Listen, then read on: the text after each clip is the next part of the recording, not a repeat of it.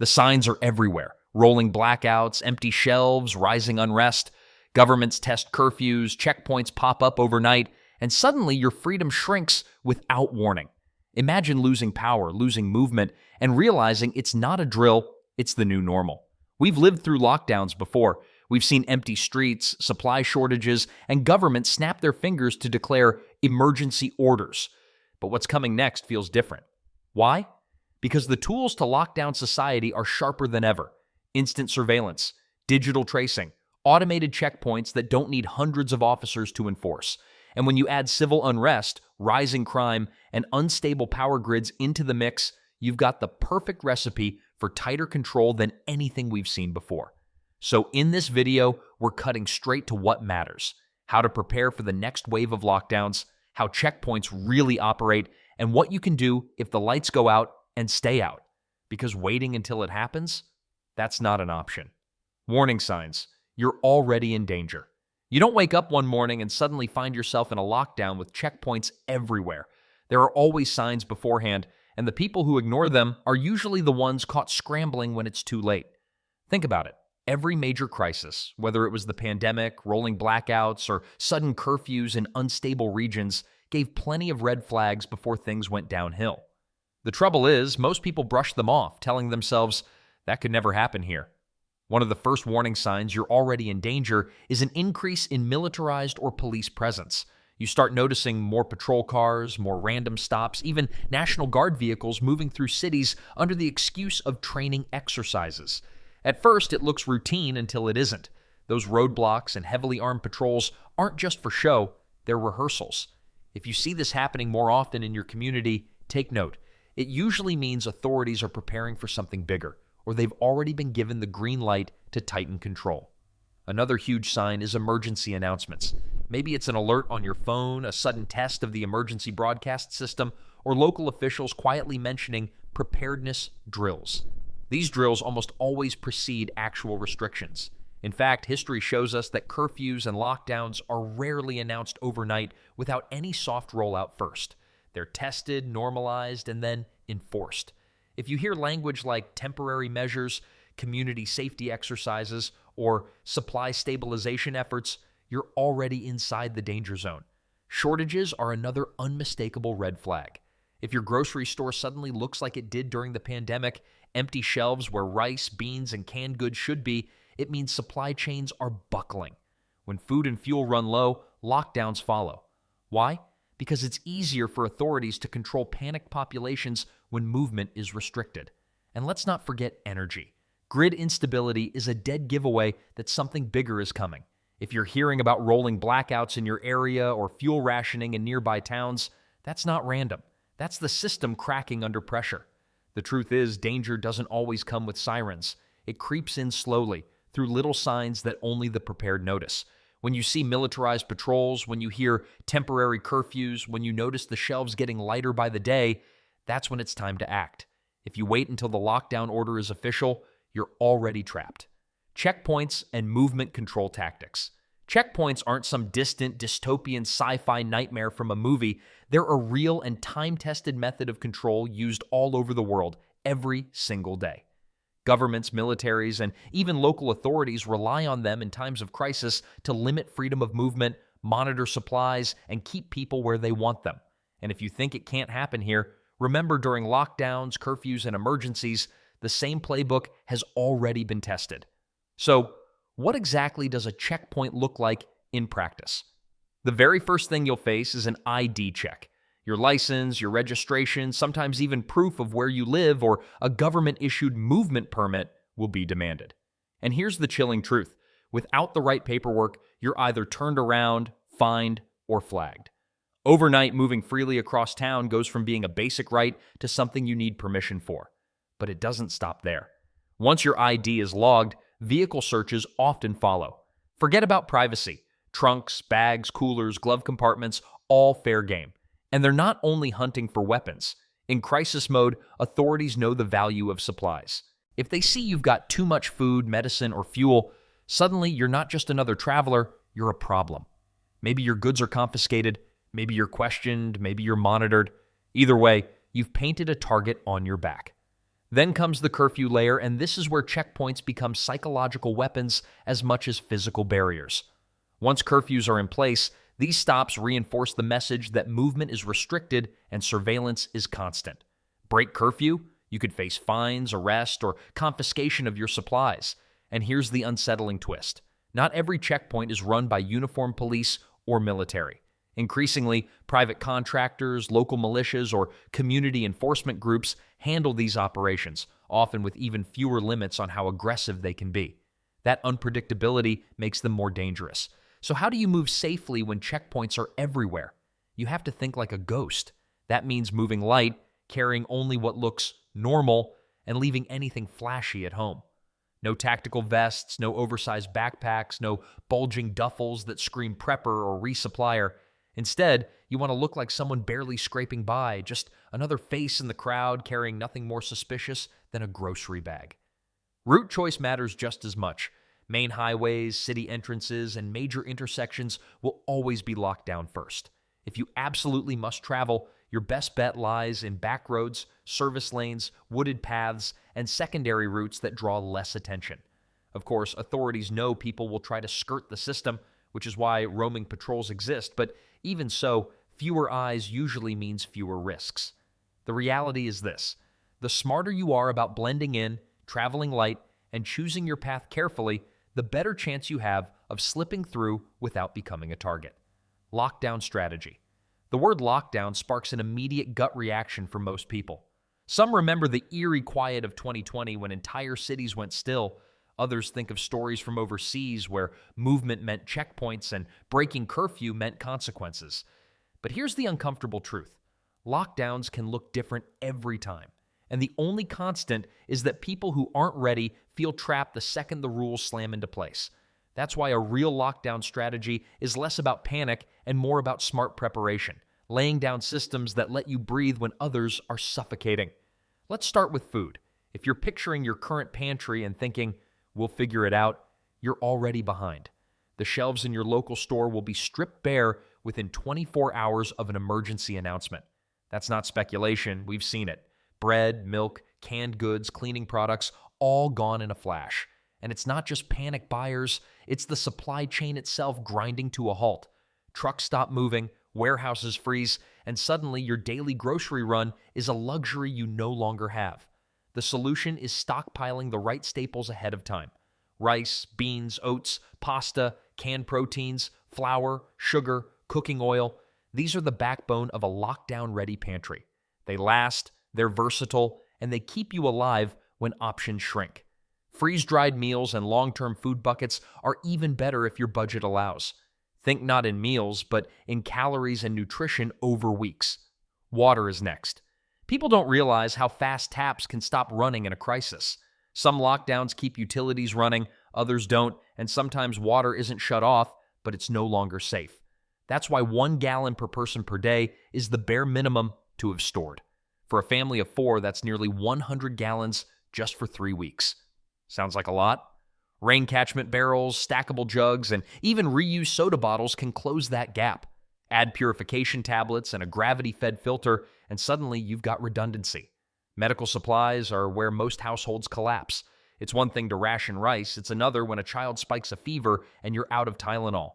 Pharmacies don't always stay open, and when they do, their shelves empty faster than grocery stores. Imagine you rely on daily blood pressure medication or insulin. Can you risk being cut off for 2 weeks? This is why prepping isn't just about food and water. Stock extra prescriptions, build a first aid kit with bandages, disinfectants, antibiotics if you can get them, and over-the-counter basics like pain relievers, antihistamines, and multivitamins. In lockdown, even a roll of gauze can feel like treasure. Now let's talk about leaving the house. Some lockdowns are strict, but most still allow essential trips. Here's the trick. You can't look like you're thriving. People watch. Neighbors notice who always comes home with heavy bags. Strangers at checkpoints notice who looks nervous. Your best move is to consolidate errands, keep them small, and use neutral bags or backpacks. A couple loaves of bread and milk in a plain bag? Normal. A cart filled with supplies when shelves are empty? Suspicious. Survival here is about optics as much as resources. Finally, communication. Lockdowns create isolation, and isolation breeds panic. The people who keep their heads are those who already know how to reach loved ones. Set check-in times. Agree on fallback meeting spots. Have low-tech backups, walkie-talkies, battery radios, even handwritten notes hidden in agreed places. Neighbors matter too. One street where families share info and resources becomes stronger than 10 households each panicking alone.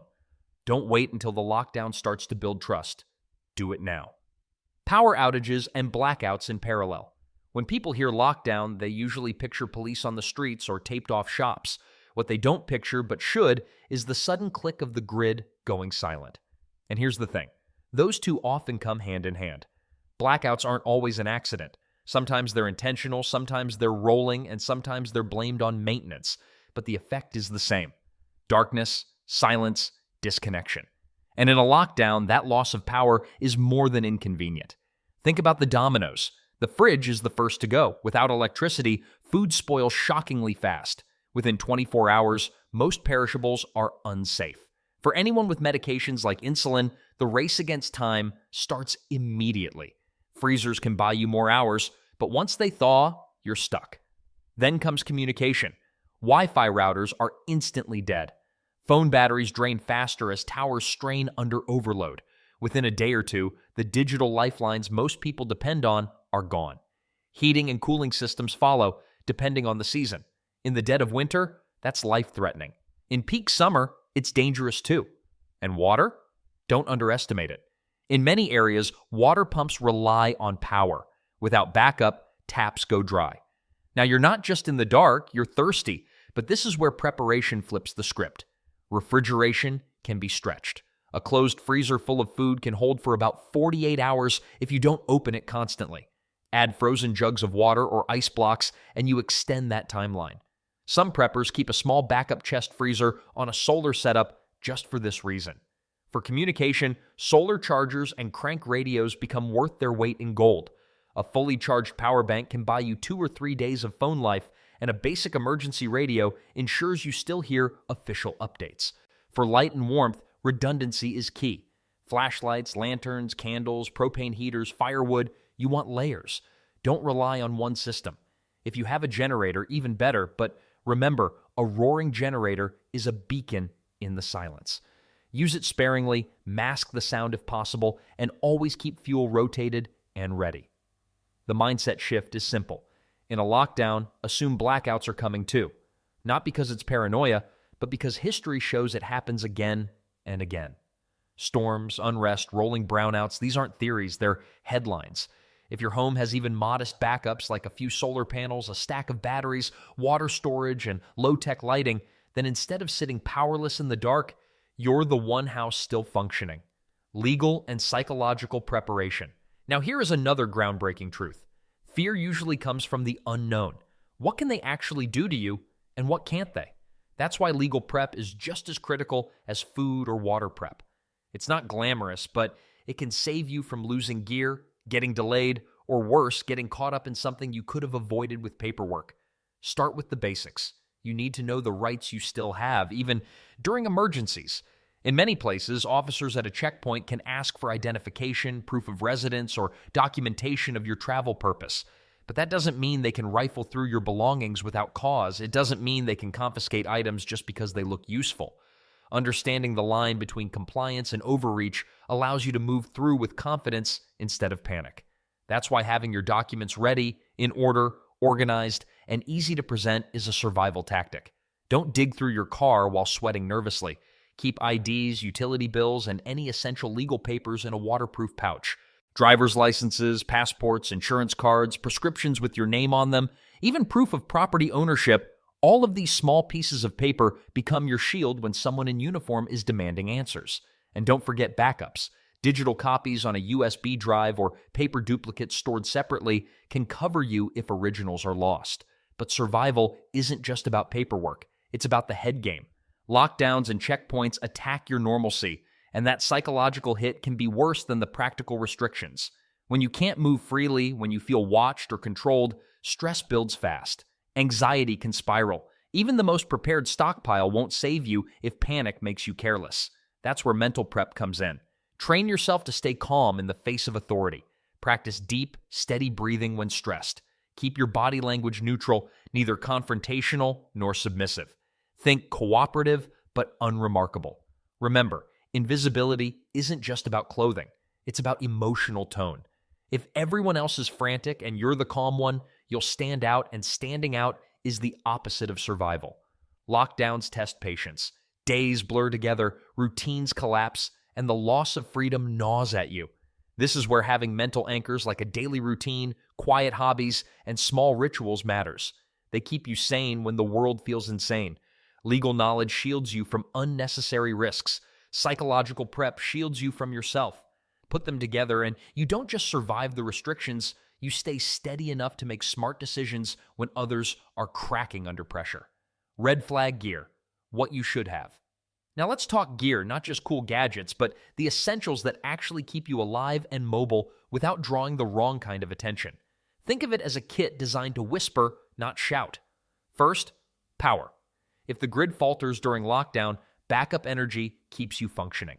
Portable solar panels, compact power banks, and rechargeable batteries aren't just conveniences, they're lifelines. A dead phone cuts you off from information, family, and even proof of identity. Small, discrete energy backups let you keep your comms alive without firing up a noisy generator that screams, "I've got supplies." Second, water. Every serious prepper already knows it, but most households still forget. A lightweight water filter, something you can slip in a bag, is non-negotiable. Add a stash of purification tablets and collapsible water containers, and suddenly you've turned the most fragile part of survival into something manageable. Remember, you can go weeks without food, but only days without clean water. Third, communication. Phones aren't reliable under stress. Towers jam, networks collapse, or governments simply cut signals. That's why you want off-grid options, a crank radio, walkie-talkies, or even a discrete signal system with neighbors. Staying informed when others are blind is one of the quietest forms of power you can have. Now let's move to movement. If you do have to leave, blending is everything. Flashy tactical gear, oversized backpacks, or head-to-toe camo, that makes you look like you've got resources worth stealing. Instead, go gray.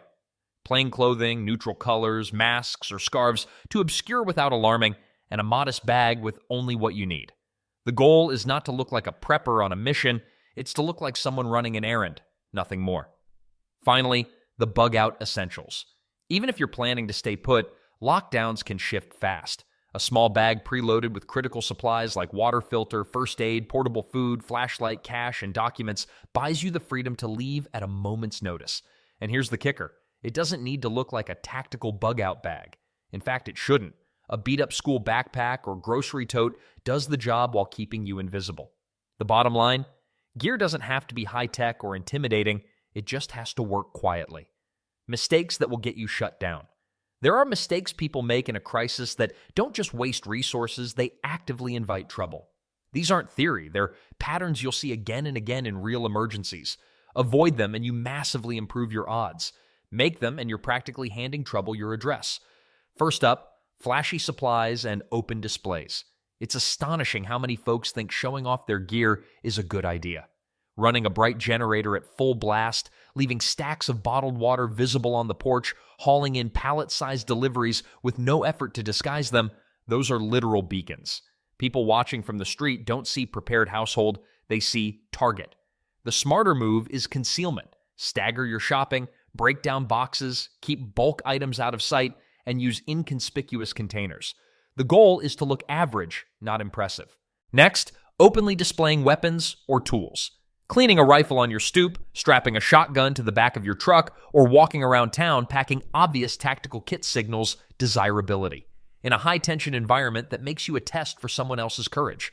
Keep defensive tools hidden and practice restraint. If you must carry, conceal, and train in private so you don't broadcast capabilities you don't want eagerly tested. Talking too openly is another fast route to being shut down. Social media overshares, casual boasts to neighbors, or even friends who spill your "we have stores" news in the wrong group can blow your cover. Conversations leak. Someone's loose mouth becomes a rumor that gets around. Treat your stockpile like a private bank account. The fewer who know, the better. If people ask, deflect with neutral responses. You're managing, you're struggling like everyone else, or you have limited resources too. Then there's the practical mistake of prepping food that requires constant refrigeration. Fancy perishables like fresh meat, dairy, and prepared meals may be tasty, but they're fatal if you can't keep them cold. The logic is cruelly simple. Refrigeration dies within hours. The stuff in your freezer spoils quickly. Suddenly, you've got rotting food to manage and no safe options. Prioritize shelf-stable, long-shelf items. Rice, beans, canned proteins, dried fats, and dehydrated foods. If you have perishables, use them first and don't rely on them to carry you through a multi-week outage. Lack of alternative transport routes is often underestimated until you literally can't move. Everyone thinks their car will do until roads are blocked, fuel is rationed, or checkpoints redirect traffic. When that happens, those with Plan B routes, back roads, trails, bicycle plans, or simply a map set of walkable paths have options. Don't assume main roads are your lifeline. Map multiple routes, practice driving them in daylight, and consider non-motor options. A bike with panniers can be a silent workhorse when gas vanishes. And finally, don't let pride get in the way. Thinking you can handle everything alone or showing off competence can attract people who want what you have. Humility and invisibility go a long way in keeping you intact. Community networks and barter systems. When the official systems falter, people fall back on the oldest economic model there is, community exchange. The neighborhoods and groups that do best aren't hoarding in isolation. They're building practical networks of trust, skills, and tradable goods. If you want resilience, start thinking local first. Begin with the neighborly basics, mutually agreed routines, and information sharing. A simple, reliable check-in schedule is worth more than a dozen panic posts. Who has elderly family nearby? Who has the car that can move people if needed? A correct, calm mapping of abilities creates a living resource pool. Start the conversations now. Invite 3 neighbors for coffee and exchange contact cards, but keep trust incremental. Don't hand over the keys to your pantry on the first meet. Barter systems form organically in crises, and the strongest ones are predictable. One person's surplus quickly becomes another's life-saving supply. Think about what's both valuable and non-perishable. Coffee, alcohol, batteries, basic medical items, hygiene supplies, and fuel vials. Items that are hard to store in bulk are less reliable trade goods. When you build your own stash, include a small trade drawer of things you can spare. These little reserves lubricate the local economy without crippling your own household. Skills are currency too. Medical skills, mechanical know-how, gardening, carpentry, childcare, trade these services for goods. In many outbreaks and disasters, barter of skills became more important than barter of goods. If you're a competent mechanic, you might offer 1 hour of work for 5 gallons of fuel and a canned meat. If you're a nurse, you could trade care for food staples. Always formalize trades in simple, clear terms so expectations don't breed resentment. Security and governance within small groups matter. Trust, but verify. Set group norms for who can enter a shared pantry or who gets first access to limited resources. Rotation rules, ration calendars, and accountability notes prevent hoarding and keep fairness. Agree on a dispute resolution method before tensions rise. When everyone knows the rules, the group can enforce them without external authorities. That's community resilience. Let's talk about logistics scale. Create a map of local assets. Who has a generator, who has a well, who holds extra water, and where medical caches are. Share copies of IDS, emergency contacts, and a simple ledger of trades. Small written records stop rumor corridors and protect relationships down the line. Finally, cultivate neighborhood deterrence without militarization. A street with lighting, shared watch schedules, and coordinated visibility discourages opportunistic thieves. Dogs, routine appearances, and neighborhood signage that indicates a watch group are subtle deterrents. They don't invite confrontation, but make theft less attractive. Community networks are not about dependency, they're about mutual reinforcement. Alone you survive, together you endure. That's the difference between scrambling exhausted and living through the crisis with dignity. Now you tell me, what part of lockdown readiness are you still missing, and what will you start doing tonight? Drop your thoughts in the comments below. You might hear your name in one of the lineups that follow. And don't just keep this to yourself. Hit like, share this video, and subscribe so more people wake up before it's too late.